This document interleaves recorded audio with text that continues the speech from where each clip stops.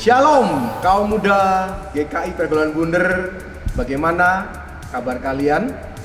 Saya Natu Armanto, senang sekali kita bisa berjumpa kembali.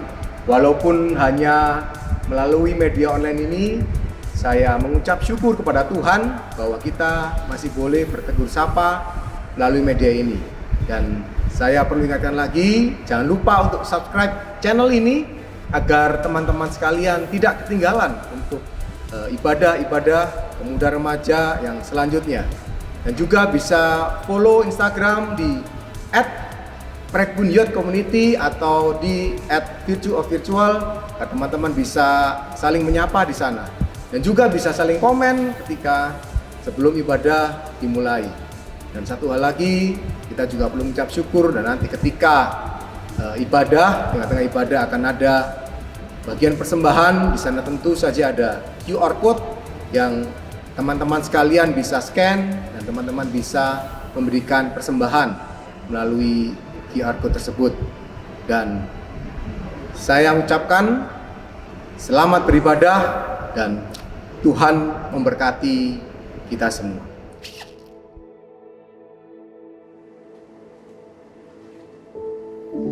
Saudara sekalian, dimanapun kau berada, mari kita mengikuti ibadah ini dengan hati yang sungguh-sungguh dan terbuka untuk mendapatkan berkat dari firman Tuhan.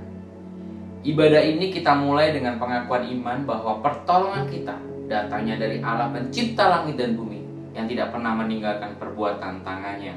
Kiranya turun atas kita kasih karunia dan damai sejahtera. Amin.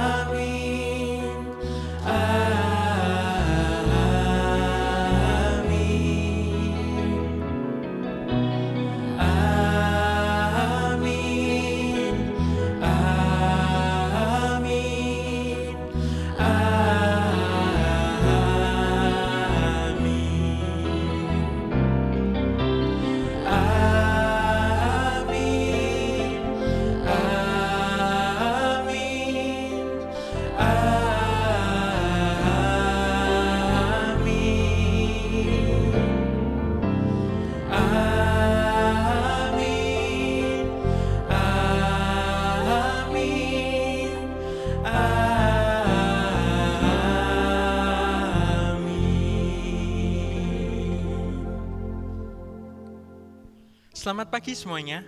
Di hari yang indah ini, mari kita bersama bersyukur kepada Tuhan karena hanya karena Tuhan saja kita bisa sekolah, kita bisa kuliah, kita masih bekerja, dan kita bisa melakukan hal-hal yang luar biasa lainnya.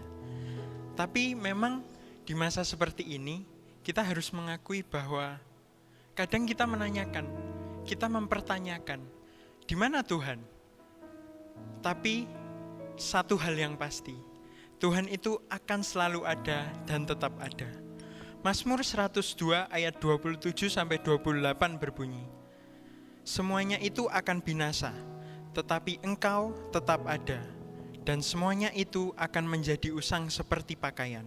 Seperti jubah, engkau akan mengubah mereka, dan mereka berubah. Tetapi engkau tetap sama, dan tahun-tahunmu tidak berkesudahan.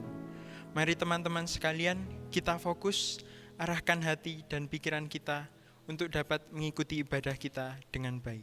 Here I am to worship.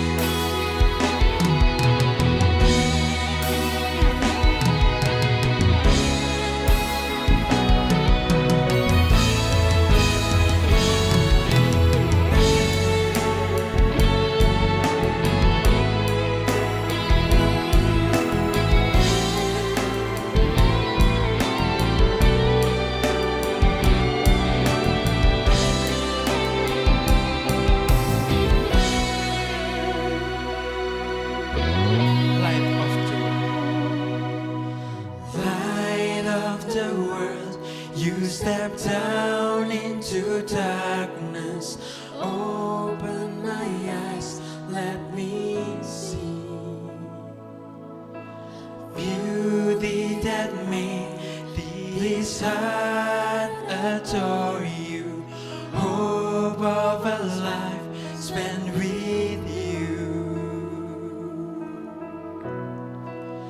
Here I am to worship, here I am to bow down, here I am to say that you're my God. You're altogether lovely, altogether worthy, altogether wonderful to me.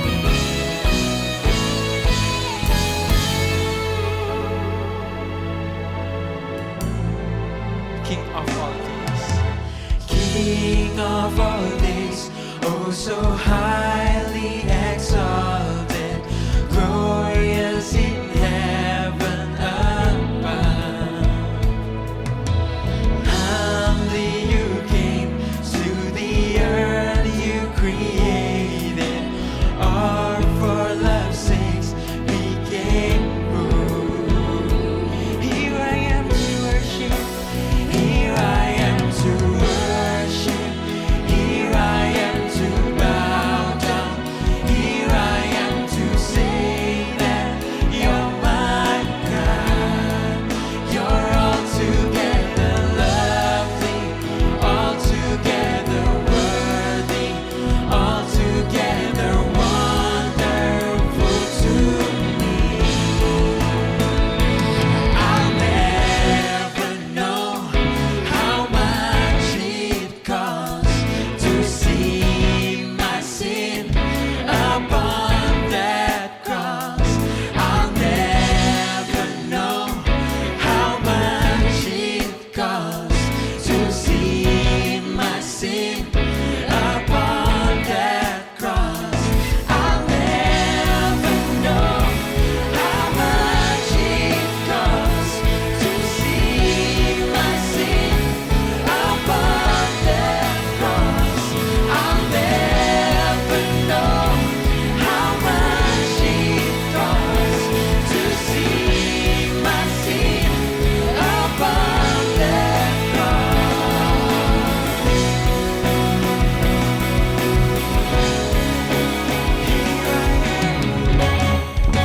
Here I am to worship, here I am to bow down, here I am to say that you're my God. You're altogether lovely, altogether worthy, altogether wonderful to me. Here I am to worship, here I am to bow down, here I am to say that you're my God. You're altogether lovely, altogether worthy, altogether wonderful to me. Altogether wonderful to me.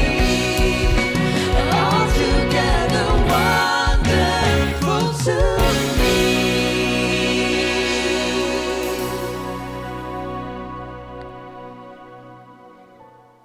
Teman-teman, kini saatnya kita teduh sejenak. Mereview hari-hari kita di belakang. Di tengah pergumulan yang kita hadapi, satu-satu bermunculan tanpa kita sadari. Apa yang kita lakukan, apa kesalahan yang kita lakukan. Apakah kita sudah melihat segala sesuatu dari sudut pandang Allah? Apakah kita sudah menjadi pribadi yang semakin baik, yang mencerminkan Kristus atau sebaliknya? Mari teman-teman kita mengakui dosa kita. Kita melepaskan segala amarah, sedih, beban yang membuat hidup kita justru menjauh dari Allah. Mazmur 86 ayat 5. Sebab Engkau ya Tuhan, baik dan suka mengampuni dan berlimpah kasih setia bagi semua orang yang berseru kepadamu. Kita nyanyikan It Is Well With My Soul.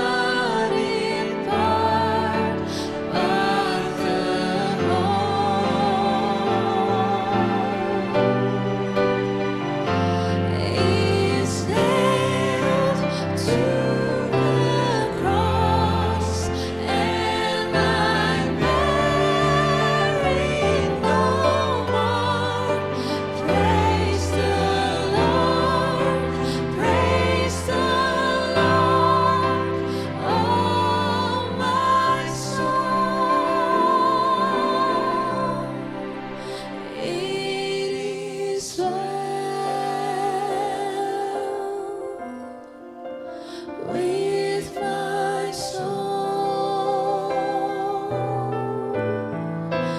It is well with my soul.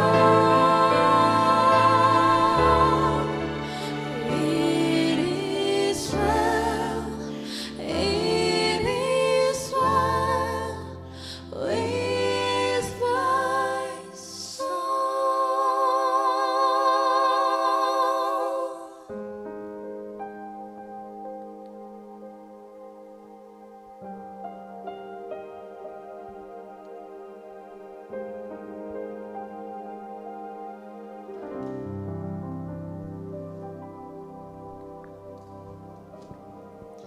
Ini kami ya Tuhan, Engkau tahu hati kami, hari-hari yang kami lalui.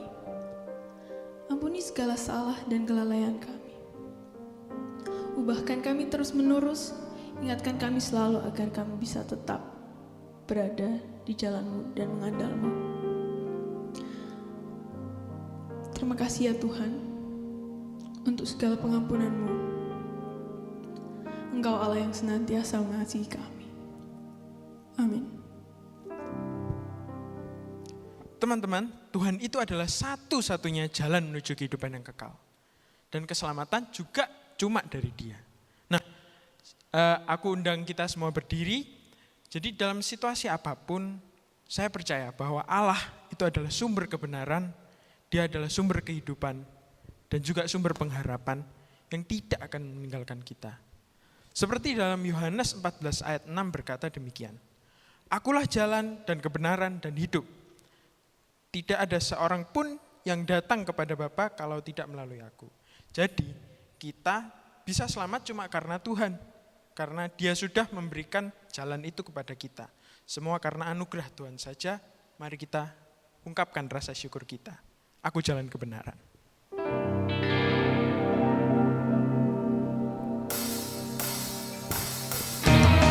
Jalan kebenaran dan jalan kehidupan, itu yang Yesus katakan. Aku percaya, amin. Di dalam namanya ada keselamatan kekal. Aku jalan kebenaran dan jalan kehidupan, itu yang Yesus katakan. Aku percaya, amin. Di dalam namanya ada keselamatan kekal. Glory haleluya, glory haleluya, glory haleluya, glory haleluya. Di dalam namanya ada keselamatan kekal. Yesus ya, aku jalan kebenaran dan jalan kehidupan, itu Yesus katakan. Aku percaya, amin. Di dalam namanya ada keselamatan kekal. Aku jalan kebenaran dan jalan kehidupan, itu Yesus katakan. Aku percaya, amin. Di dalam namanya ada keselamatan kekal. Glory haleluya, glory haleluya, glory haleluya, glory haleluya.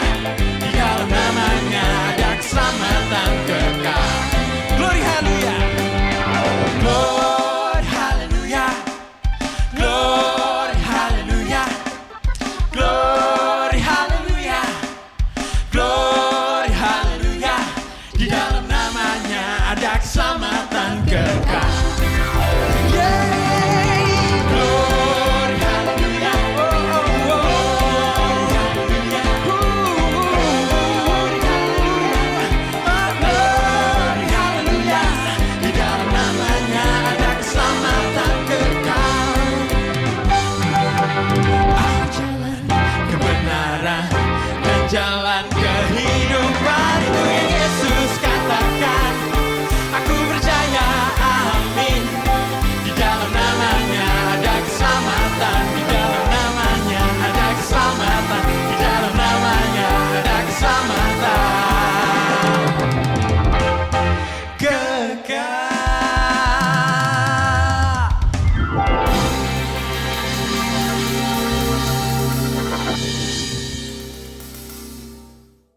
Saudara-saudara semua, sebelum kita mendengarkan firman Tuhan, mari kita berdoa terlebih dahulu.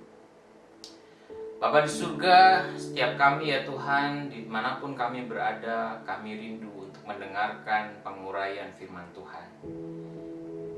Kami bersyukur kami melewati beberapa bulan ini dengan pertolongan dari Tuhan. Dan kiranya ya Tuhan, di minggu ini pun kami merasakan pertolongan Tuhan. Salah satunya dengan melalui firman Tuhan yang berbicara pada kami, yang boleh menegur kami, menghiburkan setiap kami. Kiranya Engkau Tuhan yang menolong dan melindungi hati kami dari segala macam gangguan saat kami mendengarkan firman Tuhan ini. Dan kiranya Allah Roh Kudus yang menerangi setiap kami dengan terang firman Tuhan. Di dalam nama Tuhan Yesus kami berdoa. Amin. Saudara-saudara semua, hari ini kita akan belajar dari firman Tuhan yang terambil dari Mazmur 102 dengan tema Unchanging God in a Fast-Changing World. Allah yang tidak berubah di tengah dunia yang penuh dengan perubahan. Nah saudara, mari kita membuka kitab kita di rumah kita masing-masing, tentu saja Mazmur 102 ayat yang ke-26 sampai 29. Jika saudara sudah menemukannya, maka saya akan membacakan bagi kita semua. Mazmur 102 ayat 26 sampai 29. Demikian firman Tuhan. Dahulu sudah kau letakkan dasar bumi, dan langit adalah buatan tanganmu. Semuanya itu akan binasa, tetapi engkau tetap ada. Dan semuanya itu akan menjadi usang seperti pakaian, seperti jubah.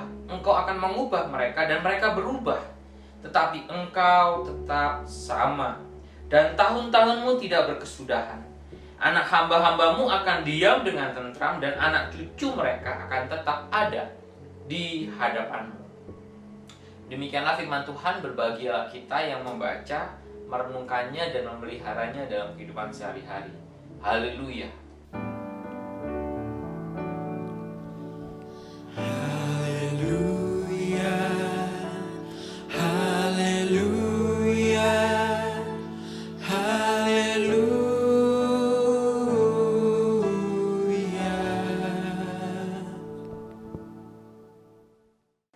Saudara-saudara sekalian, kalau ditanya satu kata yang mewakili tahun 2020, apa jawabannya? Bagi sebagian besar orang, jawabannya adalah perubahan. Kita menjalani tahun ini adalah tahun yang sangat penuh dengan perubahan yang membingungkan. Perubahan yang membingungkan itu bahkan perubahan yang berjalan dengan tiba-tiba. Nah, berbicara tentang perubahan, saya mau menceritakan sebuah buku yang berjudul Who Moved My Cheese yang ditulis oleh seorang bernama Spencer Johnson. Di dalam buku ini ada diceritakan tentang 4 tokoh. 4 tokoh tersebut bernama Sniff, Scurry, Ham, dan How. Sniff dan Scurry merupakan 2 ekor tikus, sedangkan Ham dan How adalah 2 ekor kurcaci tapi seukuran tikus yang berpikir layaknya seperti seorang manusia. Mereka hidup di dalam labirin, dan di dalam labirin itu enaknya mereka setiap hari mempunyai cheese station di mana mereka bisa kapan saja, semau-maunya, seberapa banyaknya, terserah mereka bisa mendapatkan keju setiap hari tanpa perkecualian. Jadi setiap bangun pagi mereka akan makan lagi dan makan lagi. Nah, labirin di dalam cerita ini sebenarnya melambangkan kehidupan yang penuh dengan ketidakpastian. Sedangkan cheese station atau stasiun keju, sumber makanan mereka, melambangkan kenyamanan, melambangkan keenakan, melambangkan sumber hidup mereka. Nah, suatu hari ada sebuah kejadian yang luar biasa terjadi di kehidupan 4 tokoh ini. Apa itu? Yaitu saat mereka bangun, saat mereka mau sarapan pagi, tiba-tiba mereka mendapati cheese stationnya kosong melompong. Mereka bertanya satu dengan yang lain, siapa yang mengambil cheese di cheese station ini? Siapa yang menghabiskan? Siapa yang memindahkan cheese stationnya? Nah, saudara-saudara, mereka kebingungan, tetapi ada 2 ekor tikus yang berpikir seperti tikus, Sniff dan Scurry. Mereka menjalani hari-harinya secara sederhana tanpa berpikir terlalu panjang. Karena mereka tikus, yang mereka pikirkan adalah mengendus-endus kan, mencari makanan yang baru. Maka mereka masuk ke labirin itu tanpa pikir panjang, tanpa banyak tanya.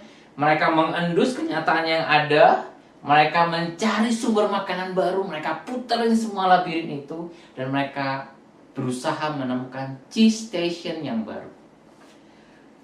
Sementara itu, berbeda dengan Sniff and Scurry, Ham dan How, saat menemukan kenyataan yang berubah, mereka banyak ngocehnya. Kamu yang habisin, gara-gara kamu nih. Siapa yang mengambil ini? Mereka menyalahkan keadaan, mereka menyalahkan orang lain, bahkan menyalahkan temannya. Si Ham berusaha untuk mengubah How. Jangan salahkan terus, ayo coba kita cari seperti Sniff and Scurry. Ayo coba kita cari. Lama berpikir, lama berusaha mengajak How untuk pergi. Akhirnya Ham berhasil mengajak How setelah sekian lama mencari cheese station yang baru di labirin itu. Ketika mereka sampai di sebuah cheese station yang ternyata baru, di situ sudah ada Sniff and Scurry sedang makan dengan kenyang di dalam hidupnya yang sudah memiliki cheese station yang baru. Nah, teman-teman sekalian, saudara-saudaraku sekalian, cerita ini di dalam buku ini sebenarnya menceritakan apa yang menjadi respon kita saat menghadapi perubahan demi perubahan. Ada orang-orang yang menyalahkan keadaan, ada orang-orang yang merespon perubahan itu dengan cepat. Saudara, yang namanya perubahan pasti ada tantangan. Yang namanya tantangan meminta kita untuk merespon. Setuju? Gak mungkin kan ada perubahan dan perubahan itu kita diam-diam saja. Ya udah nggak apa-apa. Oh, ada pandemi ya udah nggak pakai masker. Gak mungkin kan? Pasti kita akan meresponnya dengan sebisa mungkin, dengan respon yang cepat. Saudara sekalian, coba daftarkan perubahan apa yang terjadi di dalam hidupmu selama sekian bulan ini. Perubahan income karena situasi yang berbeda. Perubahan di dalam proses pendidikanmu karena sekolah daring sehingga membuat darah tinggi. Memang di rumah, memang katanya santai, tapi sebagian besar yang saya tanya berkata, tugasnya tambah banyak, tambah stres, tidurnya makin tidak berubah, tidurnya makin tidak beraturan. Ada perubahan rencana bagi mereka yang hendak melakukan pernikahan. Oh, ada protokol kesehatan, tempat yang mungkin harus berubah, tanggalnya berubah, dan macam-macam sebagainya. Ada perubahan situasi kerja bagi mereka yang bekerja. Ada perubahan yang bagi baru masuk kuliah, kenalan online, nggak bisa PDKT sama mahasiswa baru. Wah, enak banget kan? Ada teman-teman yang baru lulus kuliah, fresh graduate, harus cari kerja, di mana situasinya juga tidak mudah. Ada banyak situasi yang berubah hari-hari ini, saudara sekalian. Tetapi pertanyaannya, bagaimana kita meresponnya? Itu semua adalah tantangan. Pertanyaannya, bagaimana saudara selama ini meresponnya? Khususnya, bagaimana seorang Kristen, seorang yang percaya kepada Tuhan, yang hidup di dunia yang terus-menerus berubah ini. Karena perubahan itu pasti, saudara. Apa respon kita saat perubahan itu datang dalam hidup kita? Saat tantangan itu ada dalam hidup kita, apa respon saudara? Pemazmur dalam Mazmur 102 pun menghadapi perubahan di dalam kehidupannya. Apa saja perubahannya? Yang pertama, ia mengalami perubahan kondisi di luar dirinya. Ia mengalami perubahan kondisi di luar dirinya. Konteks perikop ini, konteks Mazmur 102, kalau saudara baca di ayat 1 nanti di rumah, diduga dituliskan pada saat orang Israel berada dalam pembuangan. 70 tahun orang Israel berada di dalam pembuangan. Ini adalah momentum yang sangat pedih bagi seorang bangsa Israel. Bayangkan kalau teman-teman mengalami seperti itu. Besar di Indonesia, tinggal di Surabaya, tiba-tiba dibuang, diusir ke Timbuktu. Negara mana itu? Nggak tahu. Negara yang jauh. Saudara nggak dikenali aslinya siapa. Kalau di Surabaya mungkin saudara anak konglomerat, crazy rich. Tapi di sana saudara nggak dikenal. Apa yang terjadi? Tentu perasaannya tidak nyaman. Tentu nggak enak. Kalau perubahan statusnya lebih nyaman, misal biasanya tidur di lantai, berubah tidur di kasur hotel bintang 5, tentu kita senang, semua ketawa, semua senyum. Tetapi apabila kondisi di luarnya dari nyaman, dari negara tanah perjanjian yang subur itu, pergi ke tanah asing, tanah Babilonia, negara yang menjajah mereka, tentu tidak nyaman seperti yang dialami oleh pemazmur yang dikatakan di ayat yang pertama, doa seorang sengsara. Atau bisa juga dibilang ini adalah mazmur penderitaan seorang yang ada di negeri asing. Yang kedua, selain perubahan kondisi luar, ia mengalami perubahan kondisi di dalam dirinya. Tadi saya sudah menyebutkan Mazmur 102 ayat pertama ini disebutkan doa seorang yang sengsara. Pada waktu ia lemah lesu. Ini menjadi rujukan bagi Mazmur ini sebenarnya bisa disebut sebagai Mazmur penderitaan. Dari keterangan ini saja kita bisa melihat bahwa pada waktu itu ia lemah lesu. Artinya sebelumnya mungkin tidak lemah lesu. Ada perubahan kondisi hidup di dalam diri sang pemazmur dari yang baik menjadi lesu, dari yang kuat menjadi lemah. Bila kita membaca secara keseluruhan, saudara temukan nanti di ayat-ayat yang ke-8, 9 dan seterusnya, teman-teman saudara-saudara akan mendapatkan ada gambaran-gambaran yang muram. Tidak ada gambaran tentang perasaan sukacita. Yang ada adalah perasaan yang suram, muram, dan sesak. Ada kata-kata seperti aku tersesat, hatiku terpukul. Bahkan di ayat yang ke-7-8, ia menggambarkan dirinya seperti seekor burung undan di padang gurun. Perhatikan, di padang gurun. Burung ponggok di reruntuhan. Burung terpencil di atas suatu rumah. Ini bicara tentang kegersangan, kesepian, kesendirian, dan duka dan lonely. Dapat kita bayangkan pemazmur mengalami perubahan yang amat sangat besar. Amat sangat luar biasa di dalam dirinya. Nah, kita belajar, saudara sekalian, bagaimana pemazmur itu merespon kondisi di luar dan kondisi di dalam dirinya. Perhatikan ayat 13. Tadi kita tidak baca, maka coba teman-teman perhatikan ayat 13. Dikatakan demikian. Tetapi Engkau ya Tuhan, bersemayam untuk selama-lamanya dan namamu tetap turun-temurun. Saudara sekalian, ini menandai sebuah perpindahan, sebuah perubahan mood. Kalau dari ayat pertama sampai ayat yang ke-12 itu bicaranya tentang aku, dan aku. Di ayat 13 yang memakai kata tetapi Engkau ya Tuhan. Artinya ada perubahan mood dari melihat aku, melihat perubahan di dalam diriku, tapi melihat pribadi atau melihat Allah. Tetapi Engkau ya Tuhan. Tetapi Engkau ya Tuhan.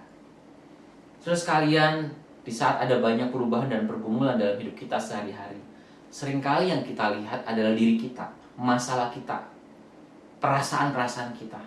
Tapi pemazmur mengajak kita bukan untuk melihat diri kita, tetapi mari kita berkata, masalahku banyak, pergumulanku ada, perubahan iya, tetapi Engkau ya Tuhan. Pertanyaannya, saudara sekalian, yang perlu kita tanyakan, apa yang kita lihat dari Allah? Apa yang kita lihat saat kita melihat Allah? Apa yang pemazmur lihat? Yang pertama, ia melihat perbuatan Allah. Ia melihat perbuatan Allah. Saudara, penekanannya ada pada ayat yang ke-26. Dikatakan demikian yang tadi kita sudah baca. Dahulu sudah kau letakkan dasar bumi, dan langit adalah buatan tanganmu. Apa yang saudara teringat saat kita membaca bagian ini? Tentu kita mengingat Kejadian 1, di mana diceritakan tentang pekerjaan Allah di dalam menciptakan langit dan bumi. Begitu pentingnya iman orang Israel pada saat itu, atau credo ini, ya, pengakuan iman ini bagi orang Israel pada saat itu. Bagi orang Israel pada saat itu, Allah adalah Allah yang menciptakan. Allah yang menciptakan langit dan bumi. Itu paling penting, nomor 1, saudara. Sampai-sampai penulis Ibrani dalam Ibrani 1 ayat 10 pun mengutipnya. Dan kita pun, saudara-saudara, dalam pengakuan iman kita yang saudara selalu sebutkan setiap minggu dalam ibadah, juga menyebutkannya bukan, aku percaya kepada Allah yang penciptakan langit dan bumi. Saudara-saudara sekalian, bahkan di awal ibadah tadi, kita selalu memulai ibadah dengan mengakui bahwa Allah kita adalah Allah yang menciptakan. Ini adalah sebuah kepercayaan yang mendasari dan menjadi fondasi bagi dasar kepercayaan yang lainnya. Kalau Allah yang menciptakan, maka kita ada karena Dia. Kalau Allah yang menciptakan, maka sumber hidup kita adalah Dia. Kalau Allah yang menciptakan, maka yang memelihara hidup kita adalah Sang Pencipta itu. Saudara perhatikan kata buatan tanganmu. Kata buatan tanganmu dapat diterjemahkan sebagai pekerjaan karyamu. Artinya ini adalah sesuatu yang dibentuk Allah secara langsung dan personal. Seperti seorang pelukis yang melukis lukisannya, seorang pemahat yang memahat patungnya, ya. Seorang yang membuat karya seninya secara orisinil. Dan tentu saja hasil karya seorang seniman yang handal tentu berharga mahal, bukan? Itulah karya perbuatan Allah. Nah, saudara-saudara sekalian, di tangan saya membawa hasil karya seni, karya saya.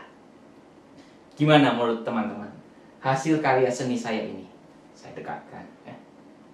Bagus kan? Atau aneh?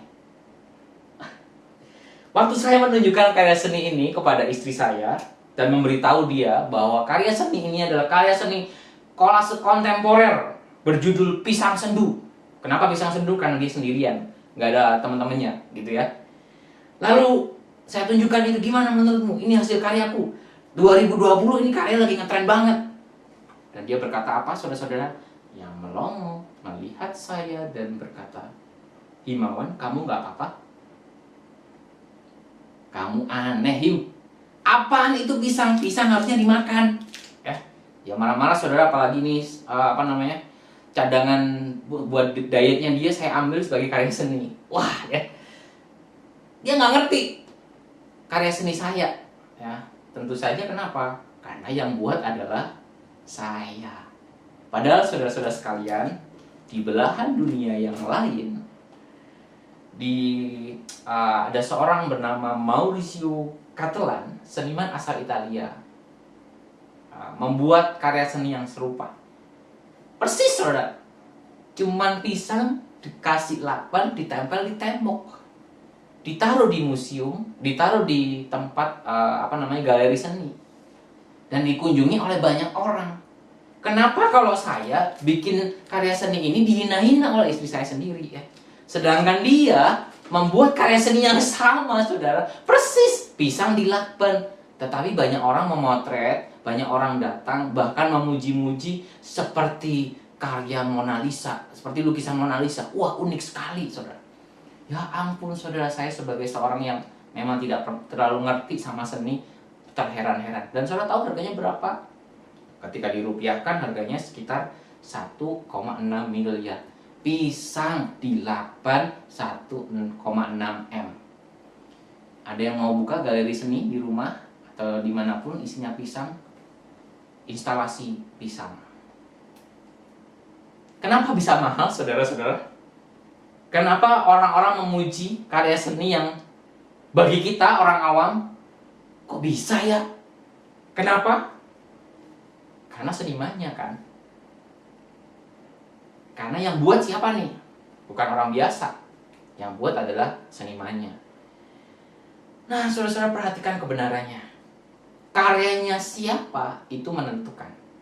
Yang buat siapa itu menentukan. Maka hidup kita ini karyanya siapa? Dan perbuatan siapa, saudara? Jawabannya jelas. Hidup kita adalah karya perbuatan Allah. Langit, bumi adalah buatan tangan Tuhan. Tetapi juga hidup kita adalah karya perbuatan Allah yang mahal harganya. Semua yang pernah terjadi dalam hidupmu adalah bagian dari karya perbuatan Allah. Baik dan buruk.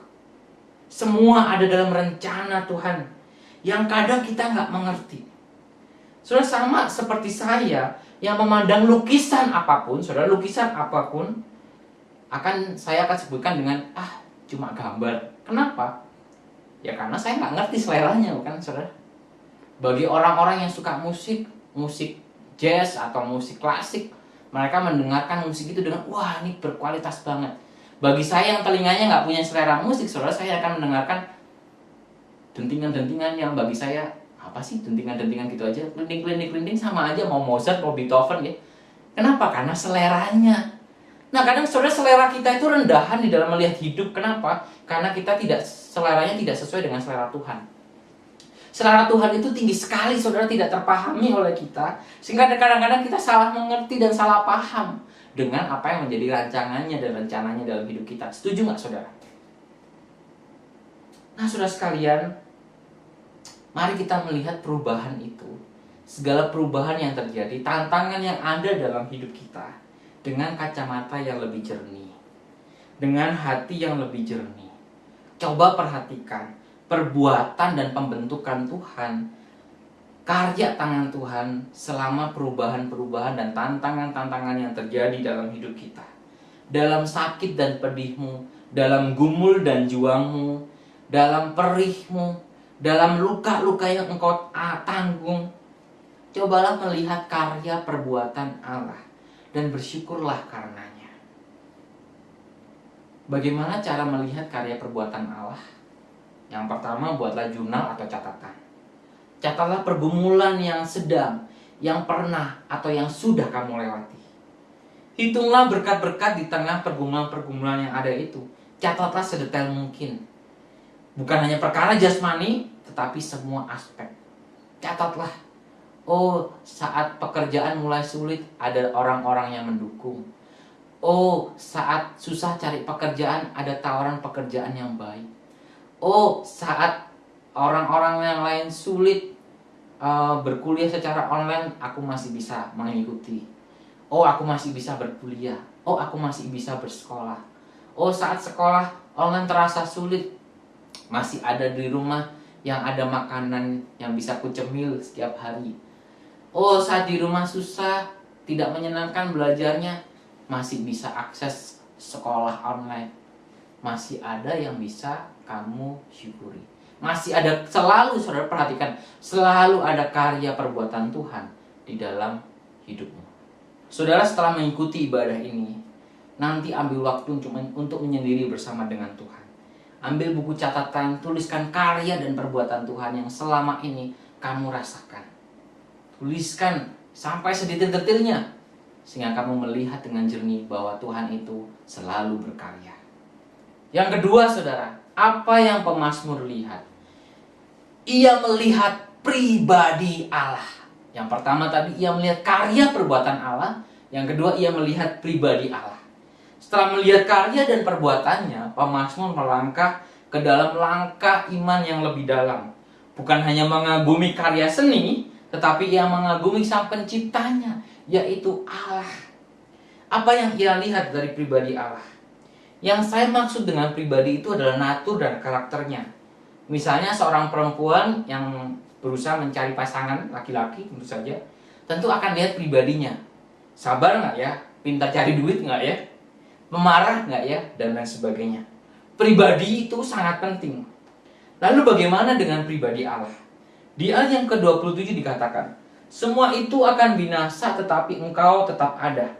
Dan semuanya itu akan menjadi usang seperti pakaian, seperti jubah engkau akan mengubah mereka dan mereka berubah, tetapi engkau tetap sama dan tahun-tahunmu tidak berkesudahan.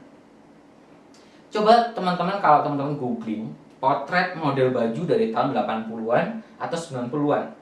Tentu waktu saudara datang ke pesta dengan baju ala 80-an, padahal temanya bukan 80-an, orang-orang akan melihat kuno banget sih. Ini orang aneh dari mana? Atau misal teman-teman di mana ini sebuah era di mana semua orang pakai smartphone, lalu kamu nongkrong dan bawa kemudian BlackBerry Gemini ya, atau Nokia 8810 yang besar itu, saudara akan diketawain. Artinya teman-teman yang saya maksud, saudara-saudara yang saya maksud adalah ciptaan atau karya manusia itu punya expired date-nya kan, punya ketinggalan zamannya, punya tanggalnya. Berbeda dengan ciptaan manusia dan manusia sendiri, berbeda dengan Allah. Manusia dan ciptaannya itu tidak pernah kekal. Berbeda dengan Allah. Ya. Semuanya ciptaan itu akan binasa, tetapi Allah akan ada dari kekal sampai kekal. Nah, ini menarik saudara. Ini teologi yang sangat menarik yang mungkin teman-teman tidak pernah pikirkan ya. Kekekalan Allah itu beda dengan kekekalan manusia. Ya, manusia itu memang bagi kita yang percaya kita akan mengalami hidup yang kekal. Tetapi kekekalan manusia dengan kekekalan Allah itu beda. Kenapa? Karena kekekalan manusia ada awal dan ada akhir. Ya. Kalau awal dan akhirnya kapan? Terserah Tuhan yang menciptakan. Betul nggak? Awalnya waktu Tuhan menciptakan manusia. Ya. Nah, tentu saja kita akan terus menikmati kekekalan itu bersama-sama dengan Allah. Tetapi kekekalan Allah berbeda dengan manusia dan malaikat. Allah itu tidak punya awal, tidak punya akhir. Dia terus ada selama-lamanya. Allah ini menunjukkan pribadinya, naturnya, hakikatnya tidak pernah berubah, tetap sama selama-lamanya. Tidak ada kata ketinggalan zaman di dalam diri Allah. Di dalam diri Allah tidak ada yang namanya tren, saudara ya. Karena ia selalu menjadi fondasi dari apa yang ada selama-lamanya. Maka benarlah ayat Ibrani 13 ayat 8 yang berkata Yesus Kristus tetap sama, baik kemarin, hari ini, sampai selama-lamanya. Apa yang tetap sama? Kesetiaannya, janjinya, karyanya tetap sama. Setidak-setianya kita, Yesus tetap setia. Seburuk-buruknya kita, kasihnya tidak berubah. Pribadi Allah itu tetap sama meskipun ada perubahan di luar dan di dalam diri kita yang begitu menderu. Ia tetap sama, Allah yang baik, Allah yang kasih, Allah yang murah hati, Allah yang setia dalam hidup kita. Karena pribadinya yang tak pernah berubah itu pun janjinya tak pernah berubah. Janji penghiburan, janji penyertaan, dan janji pembimbingannya yang tidak pernah berubah. Tuhan tidak pernah lupa dan tidak pernah berubah kasihnya kepadamu. Ingatlah ini saudara. Allah adalah batu karang yang teguh bagi hati yang terluka oleh benturan samudera kehidupan. Allah adalah batu penjuru yang mengokohkan bangunan hidup kita agar tahan goncangan. Allah adalah sang pahlawan perang yang gagah perkasa yang akan memimpin engkau melewati medan kesulitan. Inilah kabar baiknya untukmu di tengah dunia yang penuh perubahan. Inilah kabar baiknya untukmu yang mengalami tantangan dan kesulitan.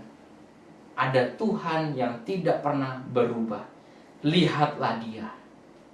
Pertanyaannya, maukah kita menjadikan pribadi Allah yang tidak pernah berubah itu menjadi yang terutama dan menjadi fondasi bagi hidup kita? Saudara sekalian, mari melihat kotak-kotak ini sebagai kotak yang mewakili hal-hal yang penting dalam hidup kita. Apa saja? Ada Tuhan, ada keluarga, ada kesehatan, ada pekerjaan, uang, dan lain-lain. Lain-lain itu bisa hobi, kesenangan, terserah semacam-macamnya. Hidup yang sehat, hidup rohani yang kuat, selalu fondasinya adalah Tuhan. Kenapa? Karena Ia yang tidak pernah berubah. Saat perubahan datang, saat hempasan angin datang, mana yang bisa menahan? Tentu saja saat Allah menjadi fondasinya. Saudara bayangkan kalau susunannya kita balik. Yang kecil, yang sebenarnya tidak penting ditaruh menjadi fondasi mendasar. Bisa nggak bertahan saudara? Wah, saya aja kesulitan saudara membawanya. Banyak mungkin di antara kita hidupnya sekarang kondisinya seperti ini. Tuhan kita tahu, Tuhan itu yang fondasi yang paling kuat. Tetapi kita taruh di urutan yang tidak penting. Banyak kita sadar Tuhan itu fondasi yang paling utama, tapi kita taruh di dalam posisi yang terakhir. Oleh karena itu saudara sekalian, mari menempatkan situasi hidup kita yang terus-menerus berubah dalam fondasi yang kuat tadi, yaitu Allah. Jangan hal yang lain-lain, bahkan termasuk pekerjaan dan uang, itu kita rasa sebagai fondasi yang terkuat. Salah, saudara.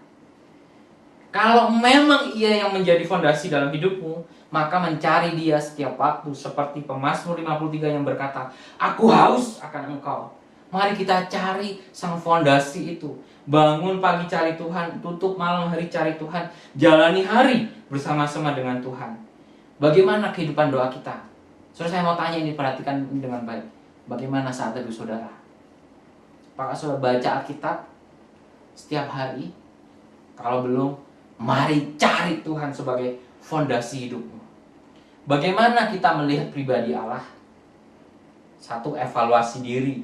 Apakah sudahkah kita hidup dekat dengan Allah? Evaluasi waktu. Kapankah aku berusaha mendekat kepada pribadi Allah? 3, evakuasi diri. Singkirkan penghalangmu yang membuat engkau tidak bisa melihat dan mengutamakan pribadinya. Fokuskan pandangan batin. Allah seperti apa yang kurasakan? Evaluasi, evaluasi, evakuasi, dan fokus.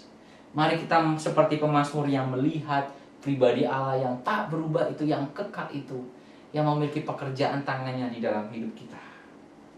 Tema kita hari ini, Allah yang tidak pernah berubah di tengah dunia yang berubah, mengajarkan pada kita perubahan itu pasti, saudara. Pandemi ini hanya secuil pengajaran pada kita bahwa perubahan itu pasti. Entah perubahan dari luar atau perubahan dari dalam diri kita. Pertanyaannya adalah bagaimana kita merespon tantangan yang ada dalam perubahan itu. Lihatlah Allah, hitunglah karya dan kebaikannya, lihatlah pribadinya. Saya berharap ini bukan hanya kebenaran yang kita tahu, tapi kebenaran yang kita alami dan rasakan dalam kehidupan kita sehari-hari. Amin. Bapa di surga, kami bersyukur untuk firman Tuhan yang sudah kami dengarkan, untuk ibadah yang kami ikuti. Kami bersyukur untuk teman-teman yang melayani di ibadah online youth ini, ya Tuhan, yang bisa menolong kami untuk beribadah pada minggu ini. Bapak, hambamu berdoa buat setiap saudara-saudara yang mengikuti ibadah ini, dimanapun, kapanpun mereka mengikutinya. Engkau berikan mereka hati yang peka akan kebenaran firman-Mu, Allah Roh Kudus yang dorong mereka untuk berubah, untuk melihat karya Tuhan dan melihat pribadi-Mu di dalam kehidupan mereka. Tuhan, kami berdoa bagi para pemimpin kami, majelis jemaat, para pendeta, di tengah pandemi ini Tuhan, tolong jaga kesehatan mereka, jaga hati mereka, jaga kerohanian mereka, ya Tuhan. Ada keputusan-keputusan yang akan menentukan masa depan, ya Tuhan. Bagaimana kami akan mengawali nanti ibadah onsite di masa pandemi, bagaimana pelayanan-pelayanan yang harus kami lakukan. Tuhan yang tolong supaya segala sesuatunya lancar dan sesuai dengan kehendak Tuhan. Tuhan, kami juga berdoa bagi setiap ibadah streaming yang dilakukan, semuanya boleh jadi berkat bagi jemaat yang mengikuti, baik kebaktian umum, kebaktian pemuda, kebaktian anak, juga yang disiarkan di SPO TV. Tuhan yang tolong semuanya pakai itu Tuhan menjadi alat pemberitaan Injil Tuhan. Bapak, kami berdoa bagi bangsa dan negara kami, khususnya para dokter, tenaga kesehatan. Mungkin mereka lelah, mungkin mereka frustasi, ya Tuhan. Tuhan yang tolong supaya mereka selalu segar dan melayani dengan sebaik-baiknya, Tuhan. Tolong pemerintah, Tuhan, supaya mengeluarkan kebijakan-kebijakan yang baik, yang memperhatikan bahwa pandemi ini belum selesai, bahwa pandemi ini harus bisa ditangani dengan lebih baik. Tuhan yang kiranya menolong. Tuhan, kami berdoa buat setiap jemaat pemuda dan remaja. Tuhan, segarkan mereka dalam setiap tantangan yang mereka hadapi setiap hari. Setiap sekolah online yang diikuti, kuliah online yang diikuti, pekerjaan yang harus ditangani. Kiranya mereka diberikan kesehatan, kesegaran, dan Tuhan jaga kerohanian mereka. Kami bersyukur dan kami berdoa dengan doa yang Tuhan ajarkan kepada kami demikian.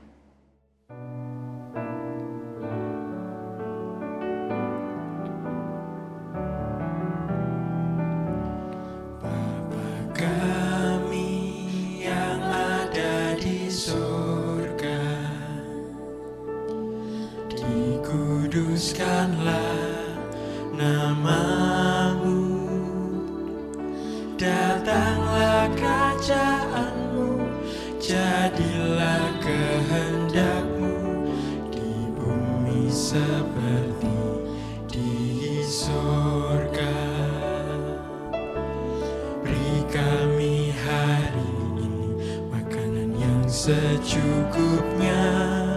Ampuni salah kami, seperti kami ampuni yang bersalah pada kami. Jangan bawa kami dalam pencobaan, melainkan lepaskan kami dari yang jahat.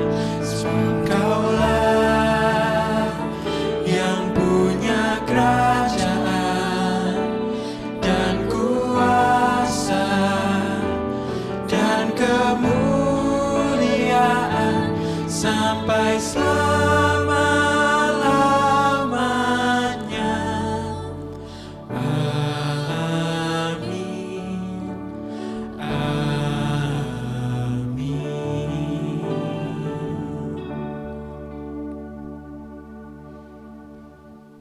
Mari kita bangkit berdiri bersama gereja dari segala abad dan tempat. Mari kita berbarui iman rasuli kita.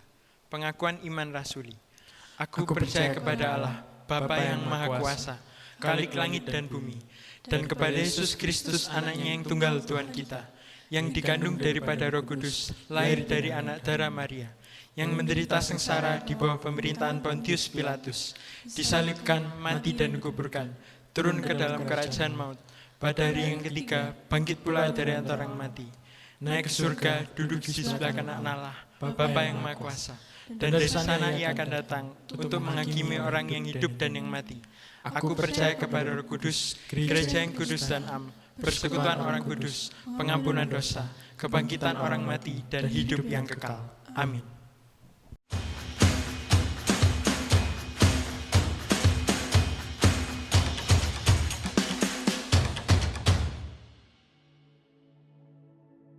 Nama saya Dimas Bintang Pamungkas, kelas 10. Saya akan menceritakan perubahan yang saya alami. Perubahan yang saya alami di masa-masa ini adalah bosan di rumah karena tidak bisa keluar bersama teman-teman, dan mungkin ada beberapa faktor malu dan berpikir untuk tidak bisa memiliki teman gitu di dalam SMA ini. Beberapa faktor yang membuat pelajaran atau mata pelajaran sedikit susah dalam penjelasan, atau mungkin saya mau bertanya itu jadi agak sedikit sulit karena keterbatasan ruang. Saya masih tetap bersyukur karena masih bisa sekolah, masih bisa memiliki teman baru di SMA ini yang bisa menerima saya dengan baik. Ya mungkin saya tidak tahu dalam hal pelajaran, saya bisa menanyakan kepada mereka dan mungkin kami bisa sharing akan masalah-masalah yang ada gitu dan diberikan penyelesaiannya juga.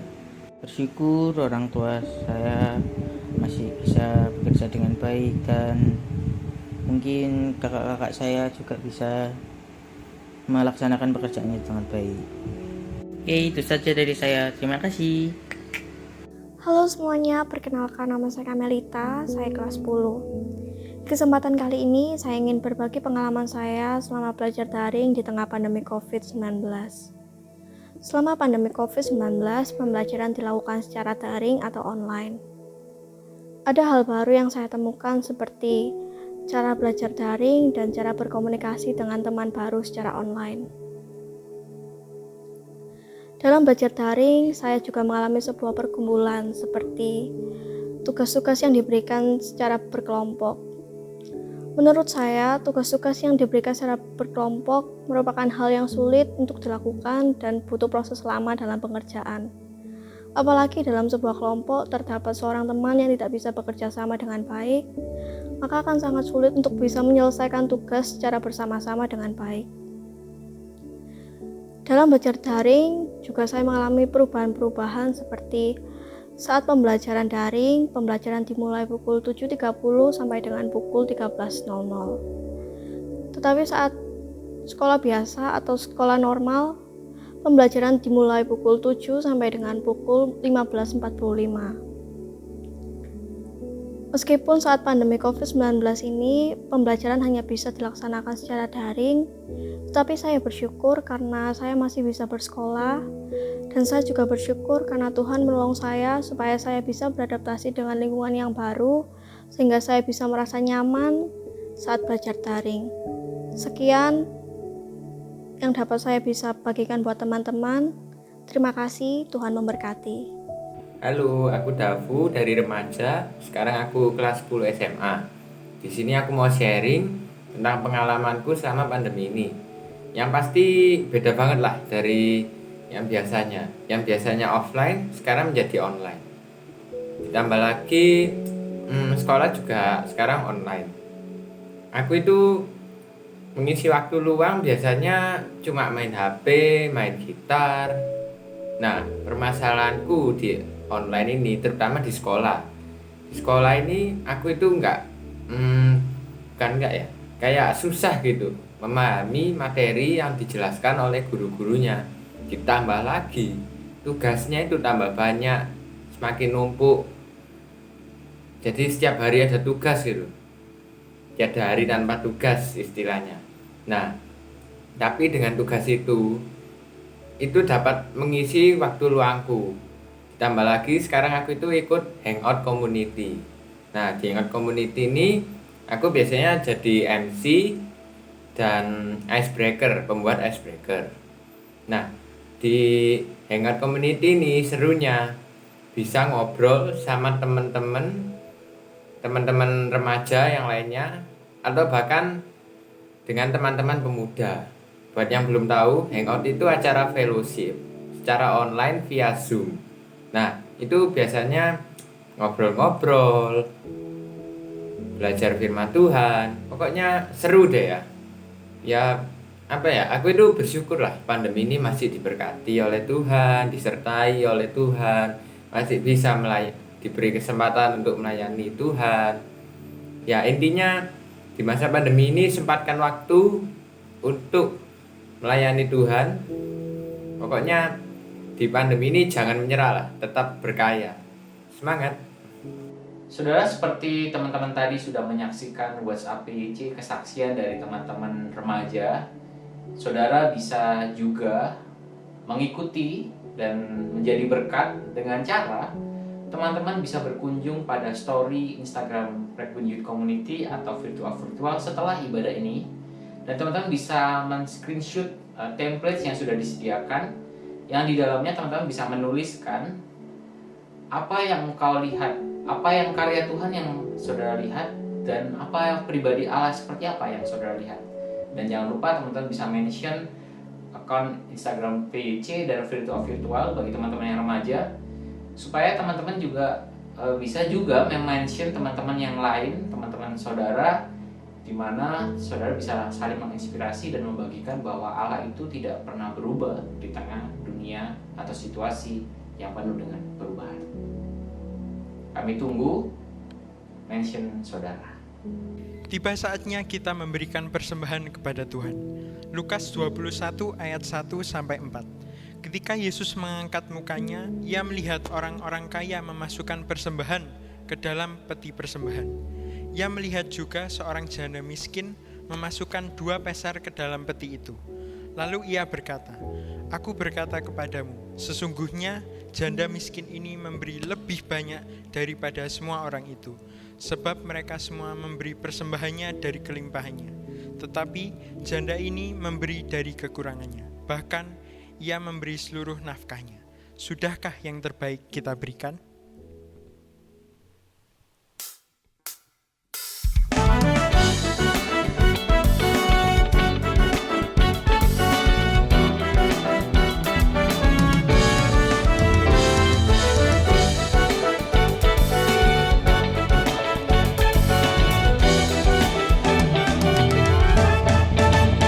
Sudahkah yang terbaik ku berikan kepada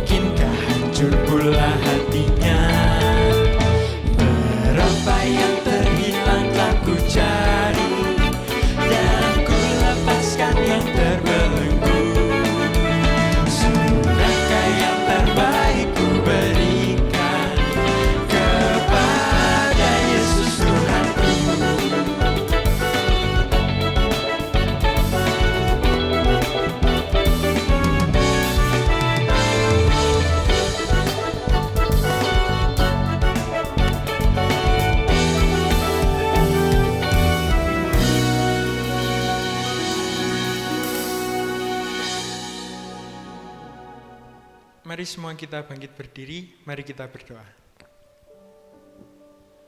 Tuhan Yesus, terima kasih atas semua berkat-Mu selama ini. Tuhan, ini sedikit yang kami bisa berikan kepadamu. Berkati supaya persembahan ini bisa berguna bagi semua orang yang membutuhkan. Terima kasih Tuhan, dalam nama Tuhan Yesus kami sudah berdoa. Amin. Ibadah hari Minggu sudah berakhir. Setelah ini kita melanjutkan ibadah kita masing-masing di rumah. Ingat, Tuhan itu akan selalu ada dan pengharapannya tidak akan pernah berubah. Mari kita nyanyikan lagu ini. Ingat akan nama Yesus.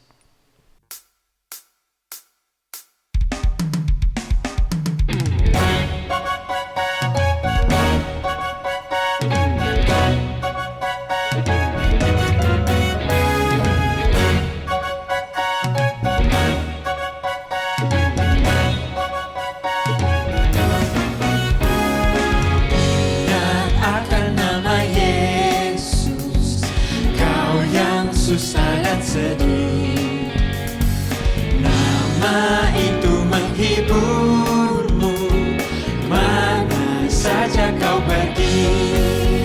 Indahlah namanya, pengharapan dunia.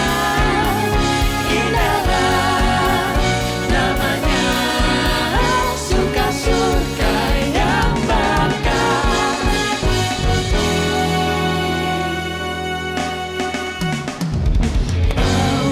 Nama Tuhan Yesus, itulah perisaimu. Bila datang pencobaan, itu yang menolongmu. Indahlah namanya, pengharapan dunia. Indahlah namanya, suka-suka yang bakal. Indahlah namanya, pengharapan dunia. Indahlah namanya, suka-suka yang bakal.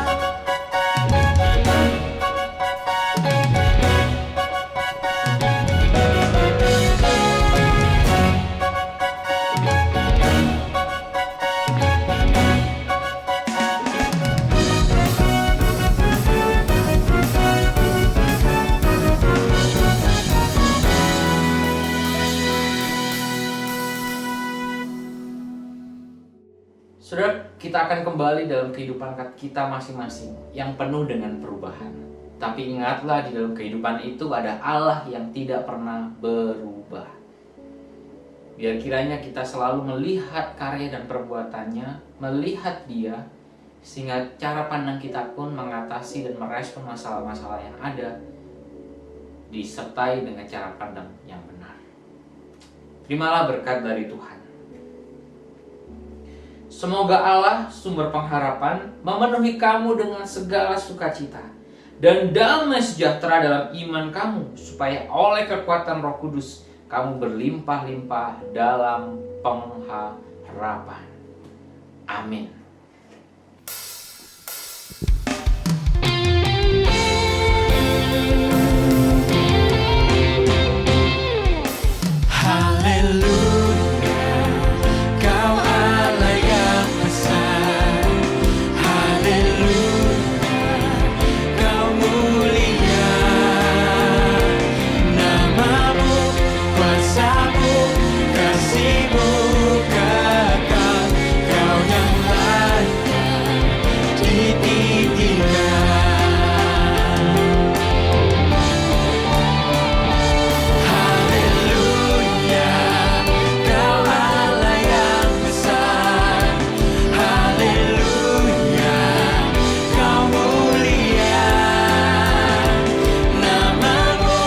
Kuasamu, kasihmu kekal.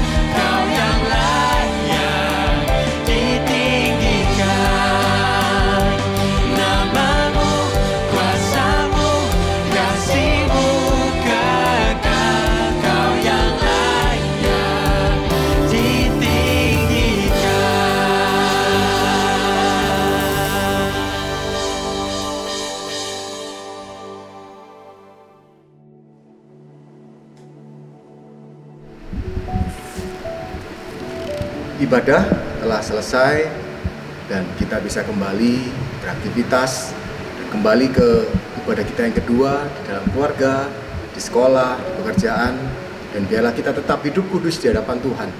Jadi orang-orang kaum muda Pergumulan Bunder yang takut akan Tuhan. Dan ketika ini telah selesai, saya mengucapkan selamat hari Minggu dan Tuhan memberkati.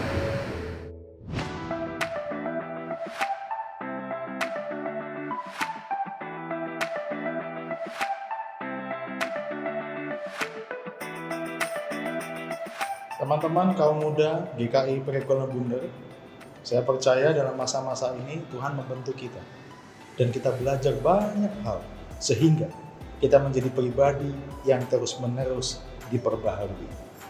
Saya mengajak pula untuk kita terlibat dengan dua cara. Yang pertama, mari kita menjaga diri kita, sering cuci tangan, menggunakan masker, dan juga menjaga jarak.